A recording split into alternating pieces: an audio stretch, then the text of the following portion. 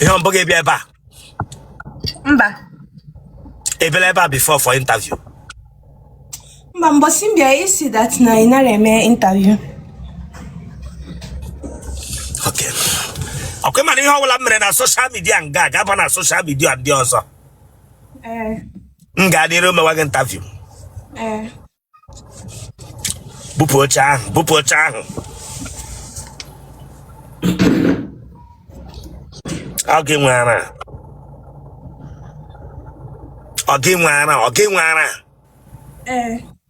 Opakan gahisha, you mamma. Opakan gahisha, you mamma. Yano.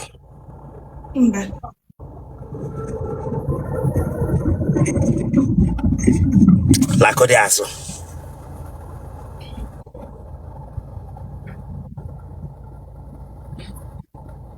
Tonu Codiaso.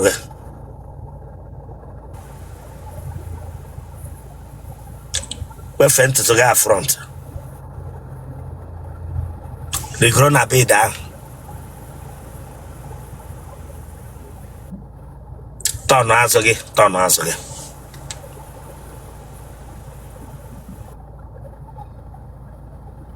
That's if you do get skate give for what? Otele sambaga kebira if you do get skate. Otele yiri tre. Le wanya front.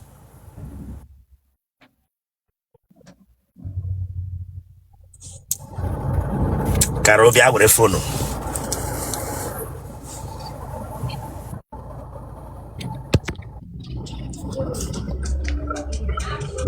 Pepe Zagi.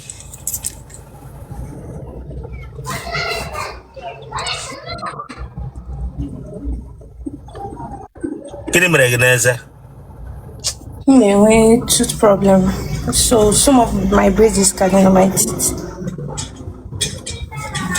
I got them.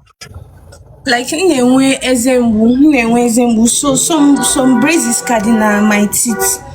I still need to go and change it and put another one. It have for them ezembu. We started earlier this year. Ya uru braids ke gagati neze.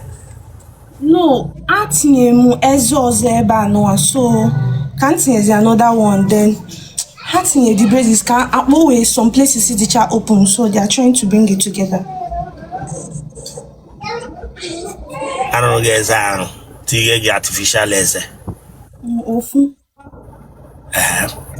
Then a man sign a union and then went haze. Then why he meeting Godwin or make it already started and then went haze. Maso tanda bino when union and then but must sign when union then went haze. Kebianga when is a problem is a gap okay pus or garma tiwe brazes nezer. Bianso like this Bianso be close to the phone. I said that for le. I'm 22. It is 20. 22. Yeah. Negana nagodendo. Yes. And I go la wo. Hello la wo gaga. A suit. Gonna go a suit. Accounting. What is accounting? Accounting is the process of analyzing, then specializing and organizing transactions. It helps to how to manage money and spend and make money. Clock oya. Hey, shit, I could share say mama put on here. Sorry, sir. My boy, and then when here's my home go to school.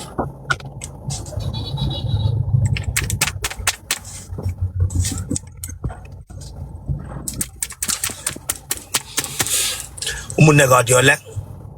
7. 7. Umunne get 7. Yes, sir. Telerozana.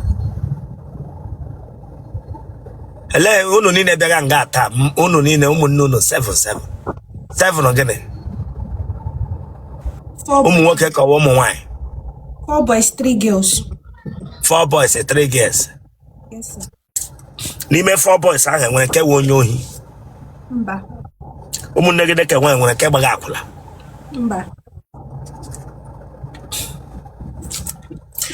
ụmụnne gị ndị ke nwoke nwere nke akwara amụ ya akwa? Mba.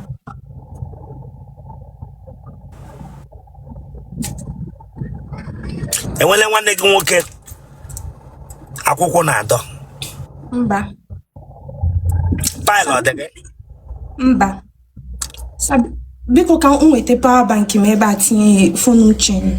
Come closer, baby, gị ntafị onye ọma mege egema agwụwala. Sorry, sir. Ibu hotelu ụka hotelu before ibuteli ya mbụ? Mba. Kọịlụ ukwu ọ pụọla? Mba. Ụmụ nwoke ole ka ị matarala kemgbe mpa gị na-akwụrụ gị ụgwọ skuul gị na-aga skuul? Ụmụ nwoke ole ka ị ma? Ka ihe m respect from nwoke bịara ịlụ gị kpọrọ gị debe n'ụlọ, ka ihe ị chọrọ from the man? Okay. Nothing much, but just love, kindness, and honesty. Love, kindness, and honesty. Love, kindness, and honesty. Like, maybe I want to try because. Nwoke na-abịa for you as nwunye ya, ka ihe ị chọrọ from the man, ka ihe ị mere respect ka o mere gị. Well, just to take care of me and to be a nice person. Yeah, take care of you, very nice person. Like, should be good. Kwuokwu ka mmege tazi here. Like, ọ bụrụ ezigbo mmadụ. Ọ bụrụ ezigbo mmadụ nwa mgbe lotu isha ma nwoke wee ezigbo mmadụ. Agwa ya. Agwa ya. What year ka ị nọ na school? Third year. Egbe eluigwe agbagbole mmadụ na compound nna gị? No, mba. Enwere onye nwe onye ohi na family ishi na ya pụta? Mba. Dibịa kwanụ? Mba. Enwere mgbe ị gagidere n'ụzọ mamịrị ọkụ aba gị ebe ya n'ahụ gị? Mba. Ịnyụọla nshi na pant gị mbụ mgbe ị chọrọ ịnyụ ahụ nshi adapụrụ degha na pant gị? Mba. Onye atara gị ele nga ọ nọta gị? His house. No, ya. Ka ihe ọ gwara gị ji gaa ya atapụo gị? No, we were dating that time. Anyị na-ayị. Ka ihe ọ gwara gị gesi we are dating with Chineke agbaghị ọkụ, ị kwesịrị ịyịwa nwoke, ị kwesịrị ịnọ nwoke atapụo gị. Ọ gị ka m jụga we are dating, otu yiri m onye mma olu atara na ama ma ọ drive anya ya moto tara gị we are dating be ọmụ ka ịbịara nga be sụrụ English? Mba. Kwati ihu mosquito onye aṅụ ụlọ gbara ịbịara nga be sụrụ Bekee. We are dating. Sorry, sir. Damn you. Tere gwa m okwu dating. Gịnị wụ dating? Ele ihe ọ gwara gị iji gaa ya ata gị? Well, just say momo bịa. Ka bịa. O ji biskit na ata gị ka ọ indomie ka ọ maịmaị? But where you ji ata m? Enwe biskit na indomie na maịmaị ejiri ata gị? Mba. Mba. Ọ just sị gị bịa gị gama. That's m sị gị bịa na gị bịa ma gị bụ bịarute ha na atamaghị. Ele ihe ọ gwara gị this girl? Mba, ya ị gara ime. Ya ị gara ime. Unu gara ime gịnị? Ya ị gara ime. I was sick that period. So I got ụlọ ọgwụ. Mgbe ị gatara ụlọ ọgwụ gịnị mee? I gachazi ụlọ ọgwụ nata na nwụrụzi ndị adị. Ela wuzi that day? Ya narọzi ndị adị. Gị ga n'ụlọ ya gaa na onye shi ụlọ ọgwụ? Like aga m iweta test. Doctor treat gị gazi ya wee nyecha gị the remaining treatment. Ị gara n'ụlọ ọgwụ dọkịta na-eteki elecha gị normal medical lab. Gị gazi the boy elechapụzie gị lab test niile o kwesịrị ile gị. You were sick that day. Gị ruzie ya agwọ gị ọrịa.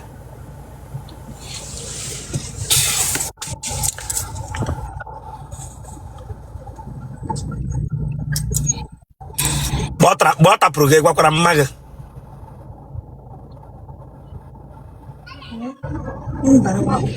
Egwa mmaga. Elehe mere na egwa mmaga se mmadụ atala gị. Ya sekpuru ala nka.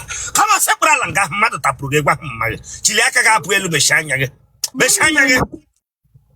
Elehe mere na egwa mmaga se mmadụ tapụ ma atala gị. Mommy man nọrọ that time. Meshi anya gị. Mmaga anọghị that time. Then mgbe ọ lọtara elehe mere na egwa ya si somebody tara gị. Like, it take go years before nachting. Ije mi ọzọ. Mba. Onye ọbụla bịara ugbu a ga-egwakwa mmaga si mmadụ abịala. Kwenu ahụ mgba gị. Oh. Bili ọtọ. Genotype gị. AA. Blood group gị. O positive. Gbakpọ nọmba gị. 0704685. Watch Italia, well, we should leak watch Italia. And then I need the weekend. Come on, subscribe for that place. So you can subscribe or check out. Subscribe or like, get share, or what I am. And watch Italia, get back. You just know what you have to share the game for. For what? Subscribe or for this place. 46858543. Maybe should I watch him? Enugu. Abani. Huh? Enugu. Yeah, so one number 07046858543. Mmadụ kpọọ gị agakwala n'ụlọ nwoke ọbụla onye ọbụla dị serious ya bịa hụ nne gị na nna gị kwenu ihe m gwara gị na